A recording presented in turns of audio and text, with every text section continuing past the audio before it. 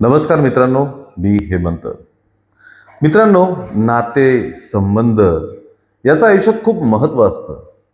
नात्यांच्या विरोधात जाणाऱ्या भूमिका घेणं हे आपल्यासाठी नेहमीच धोकादायक असतं आणि याचीच प्रचिती अगदी अलीकडेच बीड जिल्ह्यातील केज तालुक्यात आली. बीड जिल्ह्यातील केज तालुक्यातील सोनी जवळा हे गाव, या गावात एक कुटुंब राहत होतं. कुटुंबातील प्रमुख व्यक्तीचं त्याच्या बायकोसोबत फारसं जमत नव्हतं. नेहमी भांडण तंटे आणि त्याला वेगवेगळी कारणं त्याच्या आजूबाजूला होती. या कारणांमुळे काही वर्षांपूर्वी या व्यक्तीने आपल्या पत्नीसोबत घटस्फोट घेतला आणि दोघेही वेगळे झाले. दोघांना एक मुलगा मुलगा हा वडिलांसोबतच राहत होता. वडिलांसोबत राहत असताना मग कौटुंबिक कारणांमुळे या व्यक्तीने 4 वर्षांपूर्वी दुसरा विवाह केला, दुसरं लग्न केलं. दुसरं लग्न हे अनिता नावाच्या महिलेशी त्यांनी केलं. अनितासोबत लग्न झाल्यानंतर त्यांचा संसार पूर्ण झाला. परत कुटुंब सुखाने नांदू लागलं आणि सर्व व्यवस्थित चाललं होतं. पहिल्या पत्नीपासनं असलेला मुलगा अनिल हा वडिलांसोबतच राहत होता.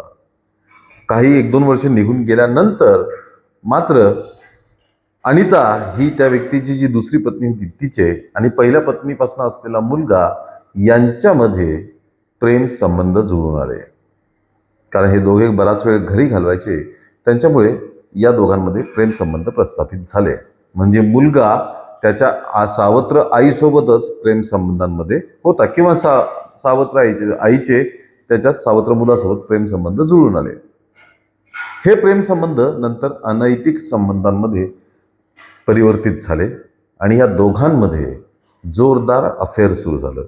म्हणजे मुलाचं आपल्या सावत्र आईसोबत.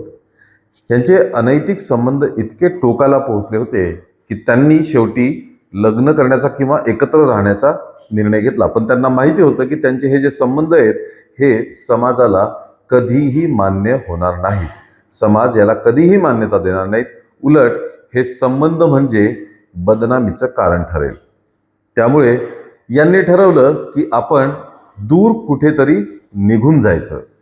या गावात किंवा जिथे आपले नातलग असतील अशा ठिकाणी राहायचंच नाही, असं ठरवून एके दिवशी या दोघांनीही सोबत घर सोडलं आणि तिथून पलायन केलं. घर सोडून यांनी डायरेक्ट तेलंगणा गाठलं. तेलंगणामध्ये जाऊन ते राहू लागले. इकडे तो व्यक्ती परेशान की आपली पत्नी आणि आपला मुलगा हे दोघेही अचानक गायब झाले आणि त्यांचा कुठेच पत्ता लागत नाहीये. त्यामुळे तो व्यक्ती त्रासला आणि भीतीपोटी त्यांनी केज पोलीस ठाण्यात तक्रार दिली. पोलिसांनी तांत्रिक पुराव्याच्या आधारे त्यांचं लोकेशन हे तातडीने शोधून काढलं. तांत्रिक पुराव्याच्या आधारे म्हणजे त्यांचे मोबाईल लोकेशन, त्यांचे कॉल रेकॉर्ड्स हे तपासले आणि ते दोघे कुठे आहेत याचा त्यांना पत्ता लागला. त्यांना कळलं की हे तेलंगणामध्ये आहेत. मग सर्व योजना आखून पोलिसांनी त्यांना तेलंगणामधनं ताब्यात घेतलं आणि बीडमध्ये परत आणलं. बीडमध्ये परत आणल्यानंतर मात्र खरी समस्या सुरू झाली.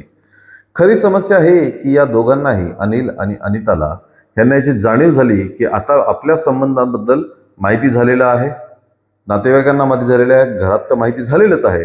आता ही गोष्ट समाजात, गावात, तालुक्यात सगळीकडे पसरणार आणि आपली अत्यंत वाईट पद्धतीने बदनामी होणार. हे त्यांच्या लक्षात येताच अनिलने पुन्हा एकदा टोकाचं पाऊल उचललं. अनिलने विषारी औषध प्राशन केलं आणि त्याची तब्येत खालावू लागली.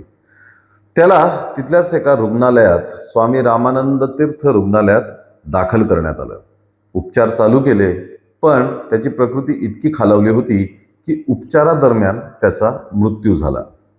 अनिलचा मृत्यू झाला हे समजल्यानंतर अनिताला अतिशय मोठा धक्का बसला. आपल्या प्रियकराच्या मृत्यूचा तिला भयंकर मोठा धक्का बसला. आता प्रियकर म्हणजे नात्याने तिचा तो सावत्र मुलगा. त्याच्या मृत्यूने ती खजील झाली आणि मग तिने सुद्धा टोकाचं पाऊल उचललं. अनिल ज्या रुग्णालयात दाखल होता, स्वामी रामानंद तीर्थ रुग्णालयात दाखल होता, त्याच रुग्णालयाच्या परिसरातील एका सभागृहाच्या पाठीमागे एका झाडाला अनिताने गळफास घेऊन तिने सुद्धा आपलं जीवन संपवून टाकलं. मित्रांनो, या दोघांचाही या घटनेमुळे वाईट अंत झाला आणि पूर्ण गावात याची पुन्हा चर्चा होऊ लागली. त्यामुळे आधीच सांगितलं मित्रांनो, की नाते संबंध हे जितके सुखदायक असतात तितकेच ते क्लिष्ट सुद्धा असतात. त्यांची गुंतागुंत तितकीच अवघड सुद्धा असते. त्यामुळे नात्यांमध्ये काही बंधनं असतात, काही सीमा असतात, त्या पाळणं अतिशय आवश्यक होतं. अनिल आणि अनिता यांना सुरुवातीपासून माहिती होतं की त्यांचं नातं हे अनैतिकच आहे. हे नातं समाजात मान्य होऊ शकत नाही. ह्या नातं उघड झाल्यानंतर त्याच्याने बदनामीच होणार, हे सर्व माहीत होतच. आणि शेवटी तेच झालं. समाजाच्या दबावामुळे किंवा या नात्याच्या अनैतिकतेमुळे त्या दोघांनाही आपलं जीवन संपवावं लागलं.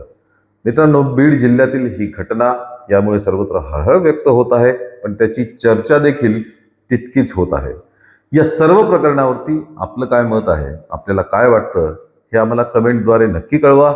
या व्हिडिओला लाईक आणि शेअर करा आणि आमच्या चॅनलला ताबडतोब सबस्क्राईब करा. धन्यवाद.